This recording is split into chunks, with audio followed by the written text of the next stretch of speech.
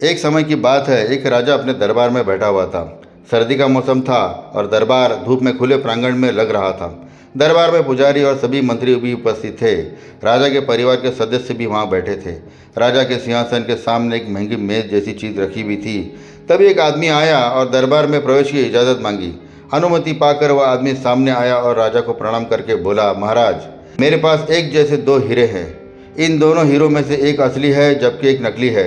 मैंने कई अलग अलग राज्यों का दौरा किया है और उनसे यह पहचानने के लिए कहा है कि कौन सा असली है और कौन सा नकली है, लेकिन अभी तक कोई भी सही पता नहीं कर पाया है। अब मैं आपके राज्य में आया हूँ। क्या आप या आपके दरबार में कोई मुझे बता सकता है कि कौन सा हीरा असली है और कौन सा नकली? यदि कोई मुझे बता दे कि कौन सा हीरा असली है और कौन सा नकली, तो मैं वह हीरा आपके खजाने में दान कर दूंगा।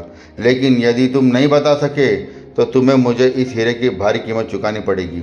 मैं सिर्फ एक ही मौका दूंगा और उस मौके में किसी को भी मुझे सही सही जवाब देना होगा। यह कहकर उसने दोनों हीरे मेज पर रख दिए। राजा ने उस व्यक्ति की चुनौती स्वीकार कर ली और असली हीरे को ढूंढने का सिलसिला शुरू हो गया। सबसे पहले राजा ने स्वयं दोनों हीरों की जांच की। राजा ने देखा कि दोनों हीरे आकार, साइज, रंग और रूप में एक जैसे थे। दोनों में रत्ती भर भी अंतर नहीं था। राजा असमंजस में पड़ गया। वह निर्णय नहीं कर पा रहा था कि इनमें से कौन सा असली है और कौन सा नकली है। इसीलिए वह वापस अपने सिंहासन पर आकर बैठ गया। तब उसने अपने मंत्रियों को आमंत्रित किया कि वे सामने आकर पता लगा कि कौन सा हीरा असली है और कौन सा नकली है। एक एक करके सभी मंत्री आए और दोनों हीरों की बारीकी से जांच की, लेकिन कोई भी यह पहचान नहीं सका कि कौन सा हीरा असली है और कौन सा हीरा नकली है। सभी मंत्री अपनी सीटों पर वापस चले गए। अपने सभी मंत्रियों को निराश देखकर राजा ने दरबार में उपस्थित लोगों की ओर देखकर कहा, क्या कोई है जो ये पता लगा सके कि इनमें से कौन सा हीरा असली है और कौन सा नकली? लेकिन कोई आगे आने की हिम्मत नहीं कर पा रहा था। सभी लोगों को डर था कि उनके पास एक ही मौका है और अगर उनका अनुमान गलत निकला तो राजा उन्हें दंड भी दे सकता है। दरबार में एकदम सन्नाटा छा गया। आखिरकार एक बूढ़ा अंधा आदमी हाथ में छड़ी लेकर सामने आया। एक आदमी ने उसकी मदद की और उसे राजा के सामने लाया। तब उसने राजा से कहा, महाराज, मैं जन्म से अंधा हूँ, लेकिन फिर भी कोशिश करना चाहता हूँ।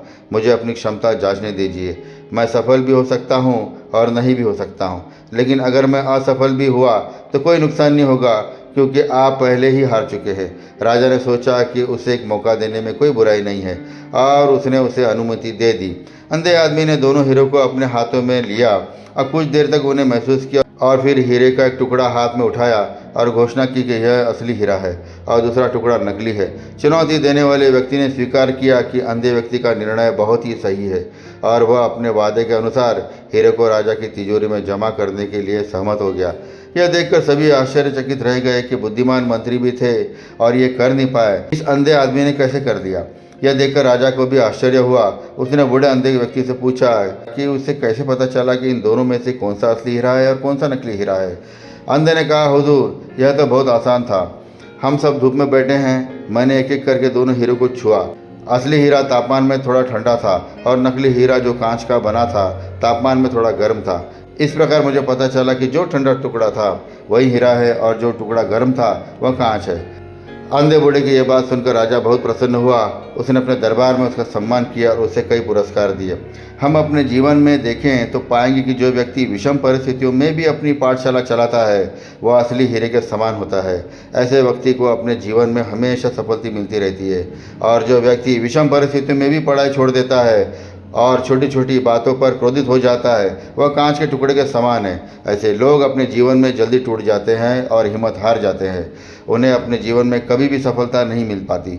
इसीलिए अगर आप अपने जीवन में आगे बढ़ना चाहते हैं तो हमेशा याद रखिए कि चाहे आपके जीवन में कितनी भी कठिनाइयाँ आए, चाहे कितनी भी परिस्थितियों से गुजरना पड़े, अपने दिमाग को हमेशा शांत रखें और धैर्य से काम लें, क्योंकि जो कठिन परिस्थितियों में भी अपना संयम बनाए रखता है वही असली हीरा होता है।